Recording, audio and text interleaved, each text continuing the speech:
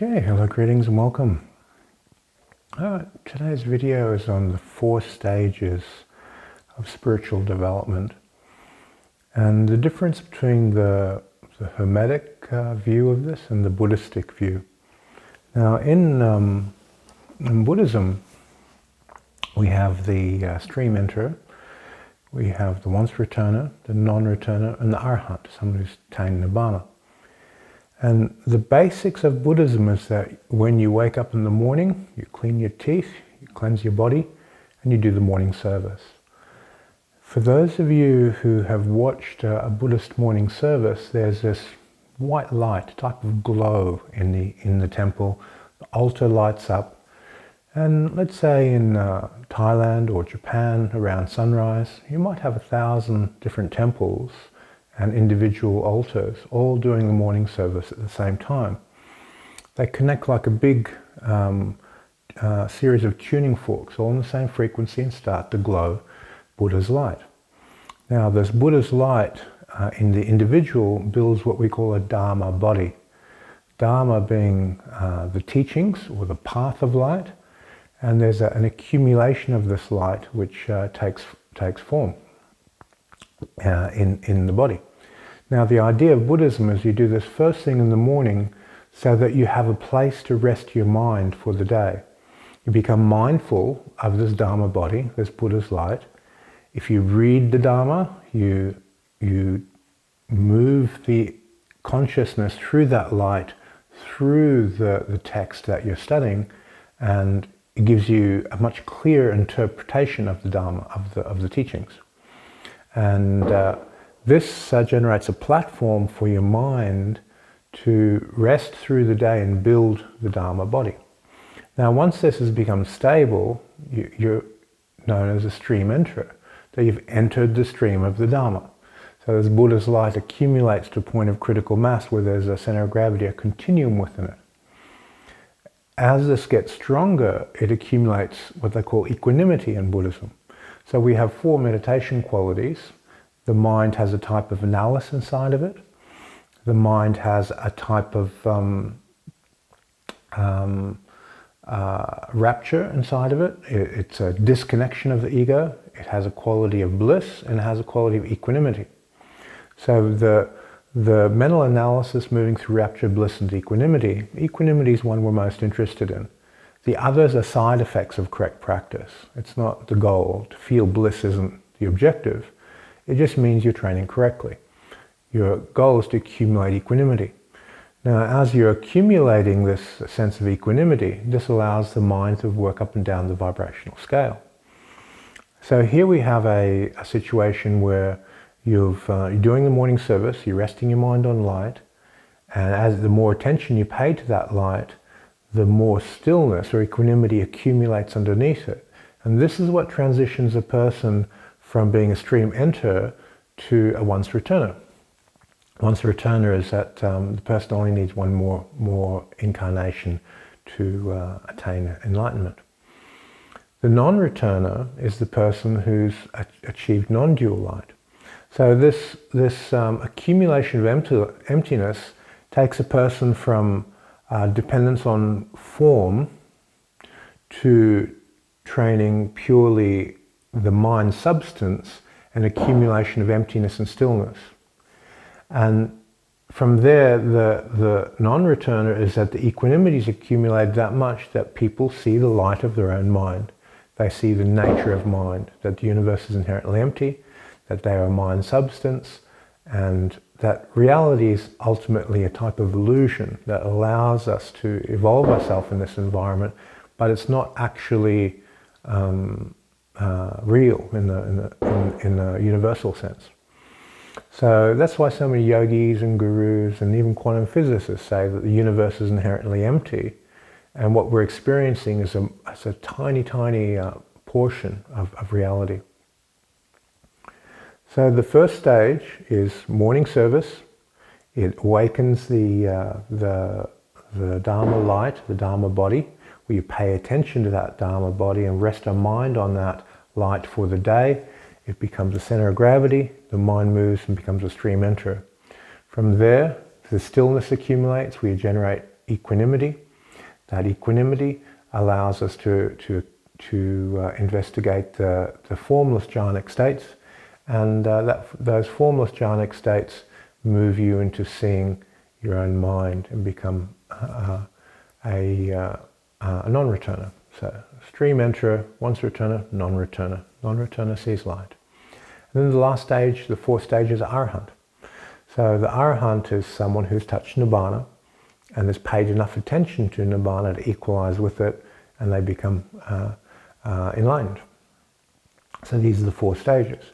And in Buddhism, the practice is very simple. You do your morning service, that Dharma light awakens inside, you pay attention to it, and that's your primary meditation object. All the different sutras and different teachings and mantras and so forth are just methods for engaging that light and stimulating it. So the Buddha's light is the basic frequency that carries the Dharma, builds the Dharma body and acts as a vehicle for ascension in Buddhism. Now when we look at this from the Hermetic view, in Hermetics we have the idea that when you begin training, you're training with objects in form. So the physical and astral worlds are subject to form. So any shamanistic work, sweat lodge, use of drugs, drumming, any types of music, rituals, anything that contain the mind within form and the mental astral matrix loosen and the mind raises up above, is in this first level. All religious systems. Anything that schedules the mind to act in a certain way is subject to form. So this is the first stage of evolution. Then when we go to the other side of the coin, when you're paying attention to your meditation object and the will becomes stronger, you get this omnipotence in your will to be unmovable with your mind, then the stillness accumulates. And you pay attention to the stillness. And this is the Akashic side. The universe is inherently empty. And from physicists saying the universe is empty to yogis for thousands of years are saying the universe is empty. We explore that. You dwell within the stillness and you move outside of form into the emptiness underneath the form. In Buddhism, this is called formless jhanas. In Hermetics, this is called Akasha. So the coin is flipped. You go to the underside of form. You go to what supports it, what allows it to exist. And this is your second stage from the Hermetic view, that you work with Akasha. Now the third stage is equivalent to, in Buddhism, of the non-returner, where you've been working with Akasha and you turn the mirror back on your own mind.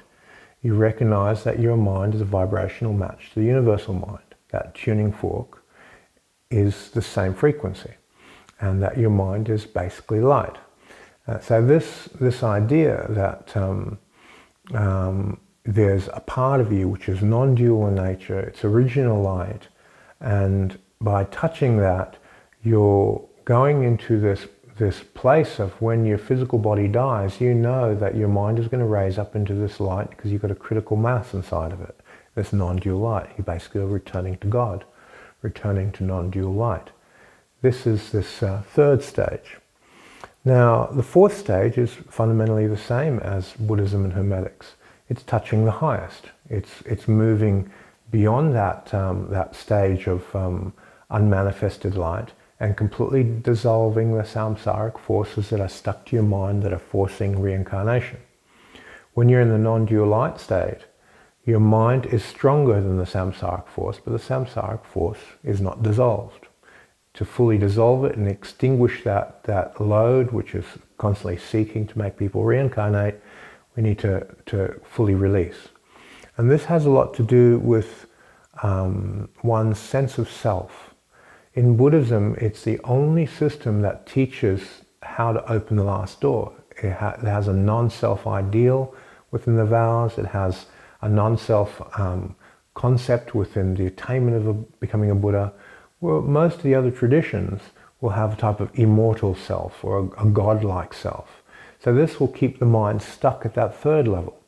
Won't be able to move into Nibbana because the individual's already got this belief structure underlying that they are immortal, they are a god.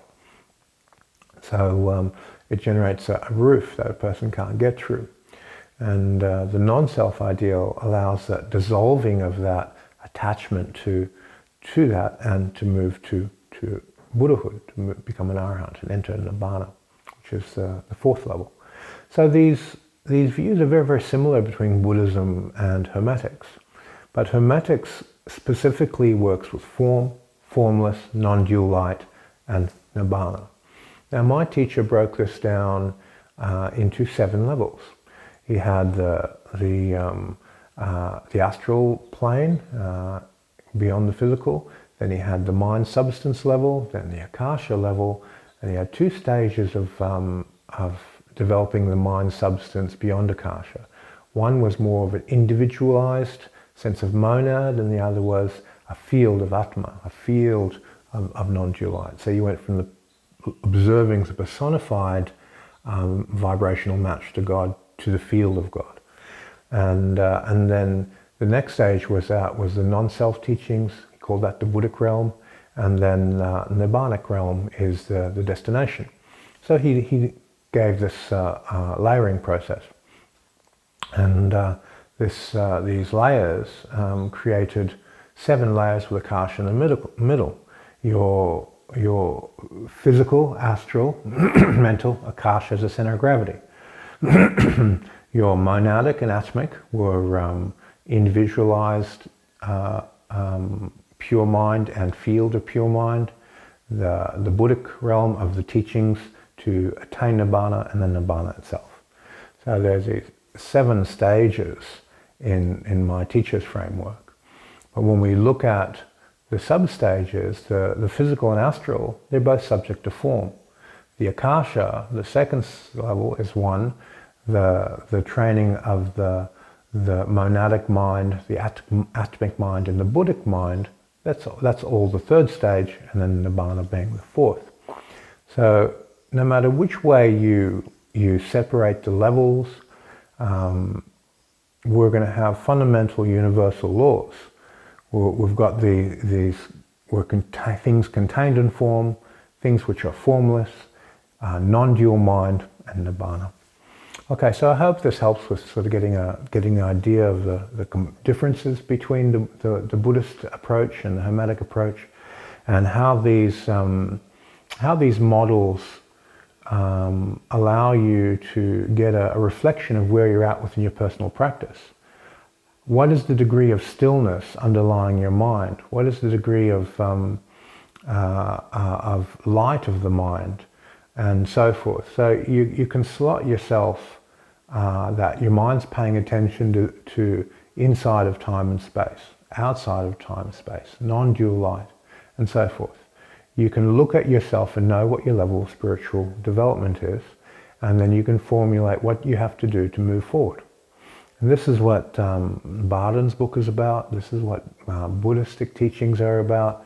How to recognize where you're at and how to get to where you want to go. Okay, thank you for your time, and see you in the next video.